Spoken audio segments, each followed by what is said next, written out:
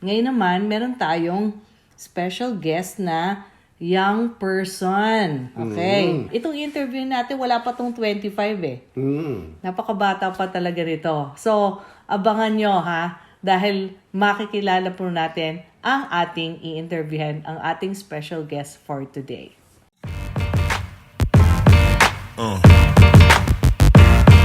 Yeah. Hi everybody! Hello! Welcome to another episode of Retironaryo, ang online program na tumutulong para tayo ay Budget, save, invest. And of course, eto na naman kami, ang inyong mga host, si Vimy. Jarvis. Ang nagwe-welcome po sa inyo sa episode number 12. Episode 12. Medyo excited na naman tayo kasi parang napapadalas yata na meron na tayong iniimbita. So, yung previous episode po natin, nag-invite tayo ng isang financial advisor. Ngayon naman, meron tayong special guest na young person. Okay. Ito ay totoong buhay na Case study. Okay. Na nagsimulang mag-save, mag-budget, mag-save. At ngayon, nag-i-invest na. So, bakit natin napili na magkaroon tayo ng guest ng napakabata? Kasi dun sa isa nating case study where we use the Retironaryo retirement calculator, sinasabi lang natin yung hypothetical scenario ng isang bata pa na age 25. Itong interview natin, wala pa tong 25 eh. Napakabata pa talaga rito. So, abangan nyo ha, dahil makikilala po natin ang ating i-interviewhan, ang ating special guest for today.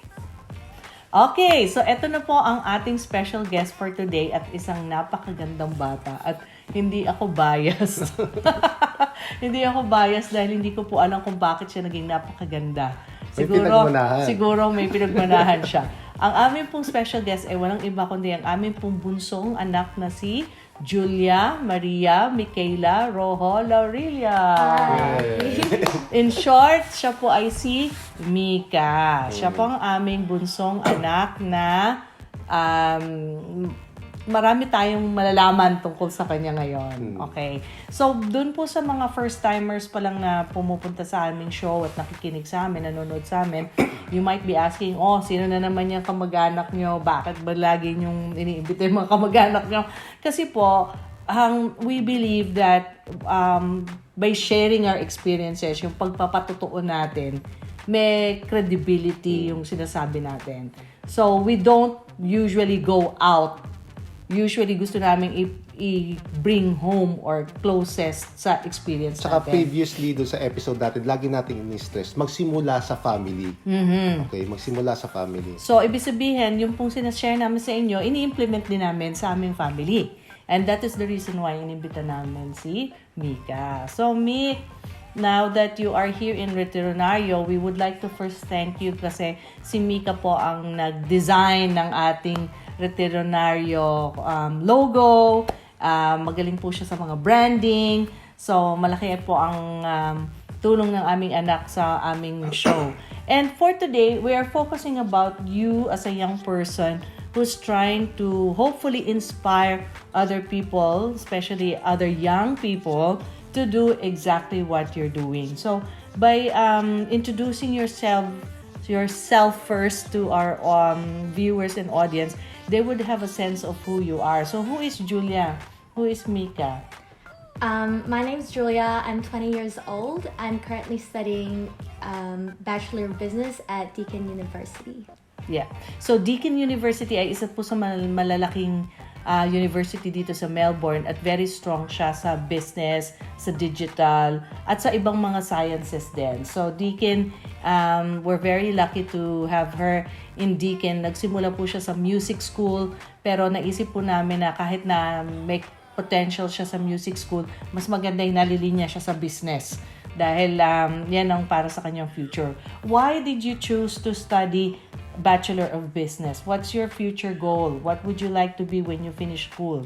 So eventually I want to start my own business, but more specifically I'm majoring in business communications So in this major, I actually learn about how I communicate effectively through online platforms. So eventually through my business, I want to start my own content creation, like video production and video editing and stuff like that. Okay. So, kung baka nagtataka kayo bakit English po magsalita yung aming anak kasi napakaliit pa ho niya nung naisipan namin lumipat sa New Zealand. So, hindi na siya masyadong natuto ng Tagalog. Kasi Pero nakakaintindi pa rin siya. She can understand pero nahihirap siya magsalita kasi nung maliit pa siya, kakapasok pa lang niya sa school sa Pilipinas, na-pull out na natin siya agad at doon na siya lumaki sa New Zealand. So, again, 20 years old na siya. Pero, Mika, ang tanong ko, anong age ka nagsimulang magtrabaho? So I started working, I think, when I was 15 or 16. This was my first job at McDonald's. The pay wasn't really good because I was doing part-time instead of casual, so I was working around $10 an hour. But it's still something that I started off with and gave me, income to buy my own things.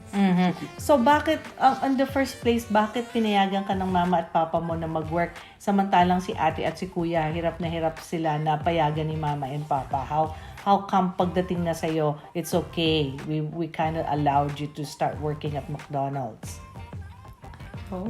Maybe because what? Maybe because we've seen the benefits of working, Kasi alam nyo naman, pag nasa ibang bansa, kagaya ng panganay namin, gusto na niya magtrabaho ng 16, 17 siya. Ayaw naman natin siya payagan kasi hindi pa natin alam yung mga kalakaran. Pero eventually, nung nagka-experience na rin siya, pati yung pangalawa namin, pagdating na dito sa pangatlo, medyo nakita na natin kung paano. Mas nakita natin ang benefit na matututo rin siya. I think it's more also because I wanted to not rely on my parents to buy my clothes and all that, and I wanted that freedom to buy whatever I want with my own money. So gaya na napag-usapan natin sa last episode, yung mga bata na may bagong na nagsimulang magtrabaho, yan ang palaging objective nila, maging financially independent sila, makabili sila ng sarili ng mga gamit. Pero at the same time, sinasabi nga natin, dapat nag-aalat sila ng certain percentage for saving and investing. Ang tanong ko ngayon, ginawa mo ba yan nung time na nagsimula ka? Did you save and invest? Yes, so actually thanks to my dad, he gave me his template budgeting Excel worksheet, and I think I remember when I first started out, I did 40% of my income each week was to for me to buy whatever I want, and then the other 60% was for saving, but I split those up into 30%, so 30% long-term saving and then 30% investing. Medyo balikan muna natin yung situation, kasi sa Pilipinas, priority talaga ng mga magulang ay makatapos yung mga anak nila ng pag-aaral. Sa totoo lang, nag-struggle din po kami dyan sa concept na yan. Dahil ang idea din namin mag-asawa na ang mga anak namin makakatapos muna ng pag-aaral bago sila magtrabaho. And that is partly the reason why we wanted ate to focus on her studies rather than working. Medyo nag-loosen up kami ng konti, and then that was the same case with our son. And then finally, sa case naman niya, pinayagan na natin siyang mag-part-time student and part-time worker. So why do you think it works for you to be a part-time student and a part-time worker? Why don't you want to study full-time? I wanted to study part-time for school, mainly because I have more flexibility with my hobbies. Because I want to, in the long run, do content creation. I'm using that time more to work on my content creation. And also because we're not citizens, we're able to more effectively pay out our student loans rather than paying full-time upfront. So it's a lot less stress to pay more money. So in short, ang pagiging part-time student and part-time worker niya nagsusut sa lifestyle niya. Kasi naiintindihan din naman natin na millennial na to Hindi na to katulad natin dati na kailangan makatapos ka sa pag-aaral mo. So, kumbaga, iniintindi din po namin dalawa ang mga hilig at mga priorities ng aming mga anak. For example, yung aming pangalawa na ngayon ay isang mechanical engineer na, hindi niya for a time naisipang magtrabaho kasi nakafocus siya sa matapos yung mga project niya, matapos yung kanyang mga exams. Si Mika naman mas flexible yung kanyang course. So, kaya niyang pagsabayin. So, wag niyong pipilitin, siguro ito na yung lesson ko bilang isang magulang, wag niyong pilitin kung hindi ukol. Tama ba? So, kailangan ang mag-adjust din tayo sa sitwasyon ng bawat isang anak. Okay? So, hindi pwedeng lahat sila pare-pareho ang parang pathway nila. Especially kung nandito na kayo sa ibang bansa, mas maraming opportunity ang pwedeng mangyari sa mga anak. So, doon namin binabalance kung ano yung mga opportunity na yun. Balikan natin yung yung budgeting na ginawa ni Mika, which is yung tinry kong na in-encourage kong sundin niya. So sabi niya, meron siyang 4 na tawag dyan? Parang line item. Account. Okay. Yung first account niya is yung spending account, which It's is actually 5 now. 5 ba? Anyway, meron siyang spending. Ito yung account na ginagamit niya to buy yung everyday things niya. Or for example, gusto niya kumain sa labas with her friends. O kaya Meron siyang pambayad ng mobile data. O ano man. Tapos yung isang account naman is savings account wherein naglalagay siya doon ng pera para kung meron siyang gustong bilhin na high value items like mobile phone or whatever, computer, pinag-iipunan niya muna to. And then yung third account is yung investment account wherein ito naman yung iipunin niya para makabili siya ng stocks or for long-term investing. At yung pang-4, naalala ko, meron pang house contribution. Okay. So, lahat po sila, dahil sa meron silang kinikita, meron din po silang konting binibigay na tinatawag po namin na house contribution. Dahil part po yan ng in-instill namin na responsibility sa kanila that because they are a member of our household, magko-contribute din sila. So, parang yung sinasabi natin na talagang nasa Filipino culture natin na nagbibigay tayo ng kung anong kaya natin. Tapos may dinagdag kang isa pang account. Ano yun? What's their 5th account? Well, the one that you said before was my original one, Yep. but I've changed it now. So instead of 4, it's 5. So the first one would be debt. So that includes what Papa said, the phone bill, my Netflix subscription, Spotify, and that also includes my uni fees and my house contribution. And then the second one would be just my regular savings. So for example, like what Papa said again, if I want to buy some high value items, I use that. And then I have another one which is investing. So that's where I contribute my money for my stocks and for our condo that we have. And then the 2 other ones that I have left, it's 2 types of spending. So one of the spending is more just like me wanting to go out, having dinner or whatever. And then the other one, and then the last one is also spending, but it's more for rare occasions. So if I want to buy birthday presents or something that I can't really budget with my other spending, this one is if something pops up or if something's overdue, or for example, if I got a speeding ticket or something, I would take that out instead of taking out of my savings, because I've obviously used my savings for stuff that I intended on buying long term.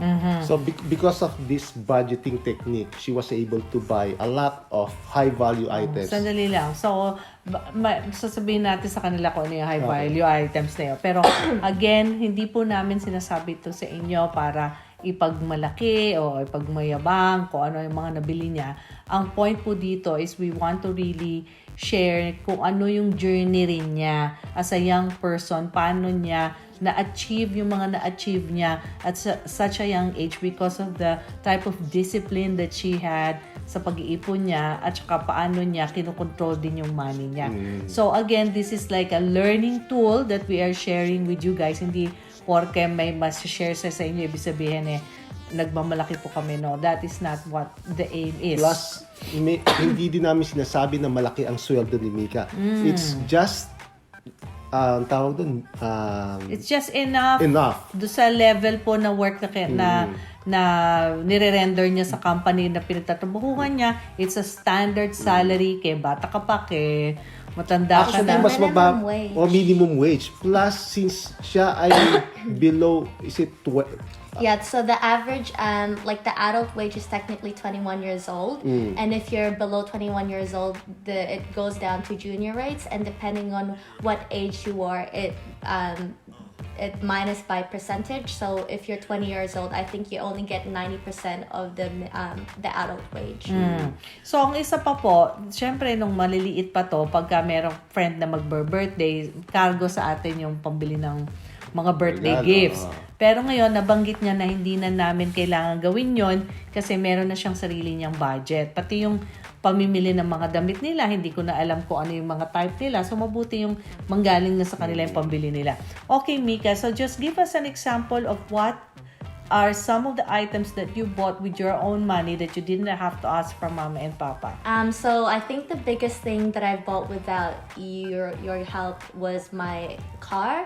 My car was actually, I think, $11,000.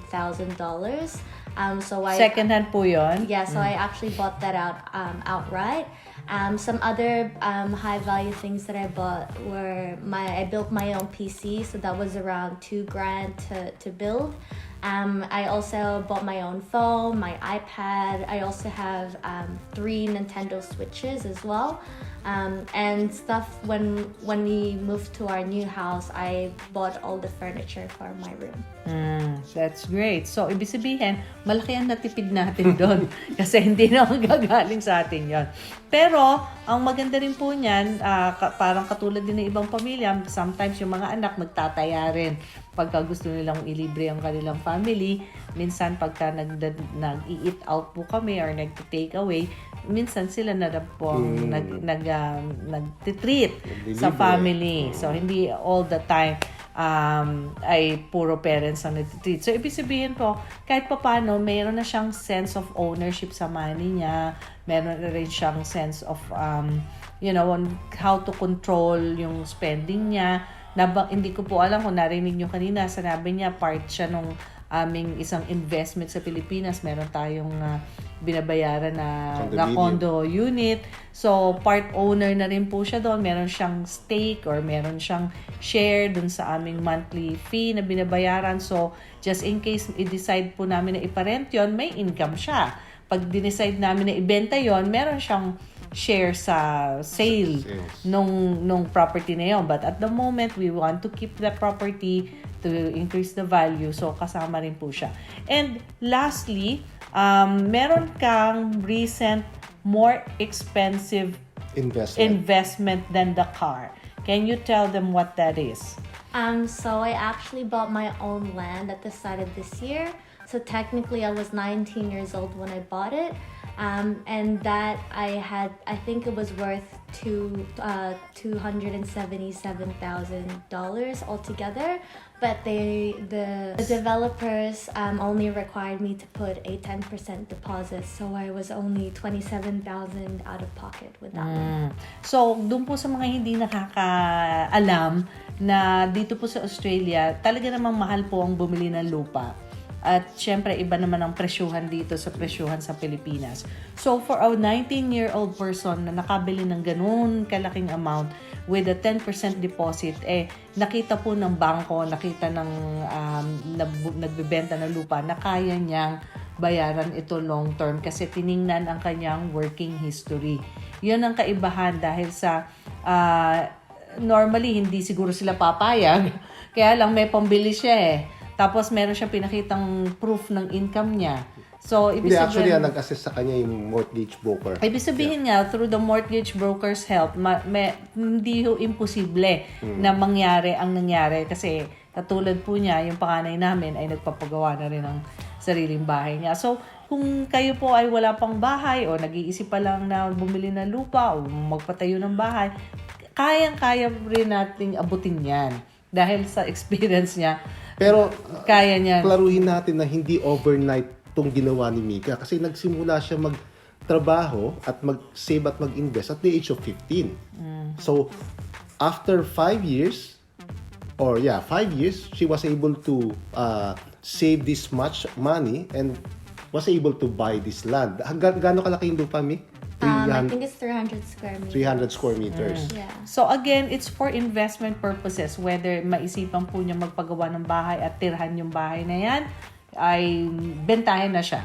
Kung inaisip niya na ipagawa ng bahay at ibenta yung bahay at lupa, bentahin pa rin siya. Ibig sabihin, yung pain and fear of the unknown niya ngayon, why she's doing it, later on down the track, meron na yang outcome, a positive outcome for And her. I also think because like when I first started working at 15, and I told my friends that I'm putting aside like 20 or 25% of my money towards investing, they kind of doubted me and was wondering like, oh, why are you already investing at this age? Like, you know, you could be spending that money on like new shoes or whatever.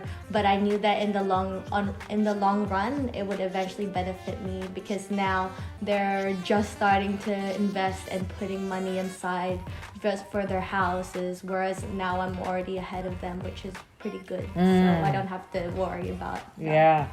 So yun nga yung sinasabi natin na pagbata pa, once na kumikita ka na, minsan yung saya mo ay para sa mga panandali ang mga bagay lamang. Pero for her, she's already thinking about what's gonna happen in the next 5 years, 10 years, 15 years dahil ang presyo po talaga ng lupa dito, malaki ang tinataas kada taon. And a lot of people think that like if you're putting money aside to invest, that you're throwing away your money, but it's more just think of it like you're using that as savings for your older self. That's how I think about Okay. it. So are you required to build a house because you mentioned you only bought the land at this stage? So the developer actually requires me to start planning to build a house. I think once it titles, which is at the end of this year at 2022, but they're giving me 2 years to actually Start building. So when do you want to retire, Mick? It depends. It depends on what. When we say retire, you want... What's your target age where you don't want to work anymore? You don't want to be an employee. Well, yeah, that's why I'm doing my business course, because I want to work for myself. So obviously I want to retire as soon as possible. So probably maybe like 25 to 30. Wow. Ang aga naman. Okay. That's about 5 to 10 years from now. I can do it. Let's just hope and pray that she is able to, reach her goals. And I don't doubt that she can, because lahat na nga na-achieve niya, it's from her own effort, di ba? Laging tinasabi ng iba nating mga kaibigan, siguro tinulungan nyo, nagbigay kayo ng pera for the deposit of the land. Wala talaga kaming pera para ibigay sa kanya. Okay? We've got our own problems. We need to secure our own retirement. Yeah. So, kaya nga tayo nagkaroon ng Retironaryo kasi isa tayo sa mga nangangarap maging milyonaryo, makapag-retire as comfortably as possible. It appears that she's ahead of the game. Tayo medyo nasa so tayo, naghahabol. Ang kagandahan, maaga naming na imulat sa mga anak namin na mag-budget, mag-save at mag-invest. Ang disadvantage lang sa amin is late na natin natutunan ito. And hopefully you can also influence your friends to carry on, continue to do what they've started, because in Philippines they have this thing about ningas kugon, like you start a fire and then once the fire is out, you don't attempt to light the fire again, so it's just starting and not finishing. Start, stop, never following through. That's what ningas kugon means. So we hope that you do not do a ningas kugon. We hope that you continue doing what you're doing and you become successful in what you're doing. Okay? So, what is your advice to young people like you regarding their finances, especially those who are planning on getting a job or almost nearing the end of their uni, or can't decide whether to do uni or just go for a job, they don't have any savings? What's your advice to them? My main advice is to start budgeting. Even if you don't know what you're saving up for or what you want to invest for, I think you should still have that that separation between your bank accounts. Like for me, I use an Excel spreadsheet to, budget my income.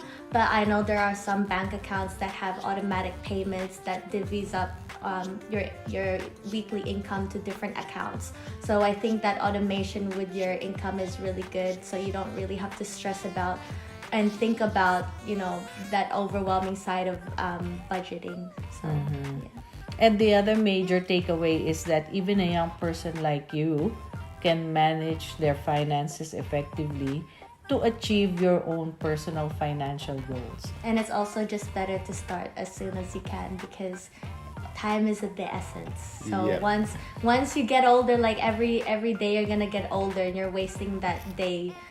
So it's better to just start as soon as possible. And I think the other key factor is the discipline. Nasimulan niya na kasi na gawin on a regular basis. So parang built-in na sa kanya na mag-budget, mag-save at mag-invest.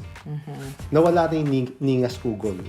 Dire-diretso na. Para na siyang virtue or naka-inculcate na sa kanyang mind and heart.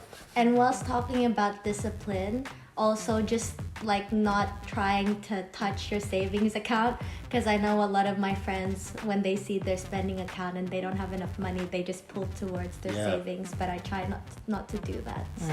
Okay? Meron ka pa ba ibang question sa ating special guest? Ayaw niyang isabihin kung magkano na yung pera niya eh.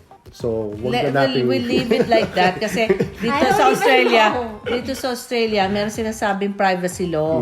So, merong mga bagay-bagay na hindi natin pwede basta-basta ibig sabihin, i-reveal. on top of dun sa mga na-invest niya na, meron pa siyang currently na savings and investment account na may lamang pera. Hindi pa natin, napag-usapan na kasi natin shell out na siya ng 27K doon sa Lupa eh. So on top of that, meron pa siya sa stocks, meron pa rin siya sa savings account niya. So, meron talaga siyang stocks na live na nasa market. So, hopefully po mga kaibigan ay na-inspire kayo ng aming family story, especially po ng aming anak tungkol sa pag-invest, pag-save, pag-budget at obviously how she plans to secure her future.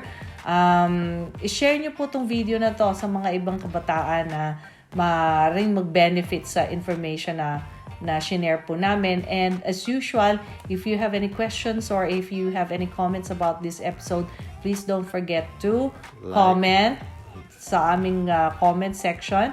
And don't forget to like, subscribe, share our videos para mas marami pong matulungan tayo. Okay? Okay. So, thank you, Mika, for being with us today. I hope you're happy to be here with your parents. I hope we would be able to convince our eldest kasi by July, mayroon nang ibibigay na sa kanya yung susi ng bahay at lupa niya. Kaya lang nahihiyang magpa-interview eh. Yeah, si ate yon. So, dito muna tayo sa bunso dahil very inspiring naman talaga yung story niya. Okay, guys, I think that's it for this episode. Thank you for watching. And this is Mimi again. And Jarvis? Saying, sama-sama po tayo maging Retironaryo. Hanggang sa muli. Bye-bye. Bye!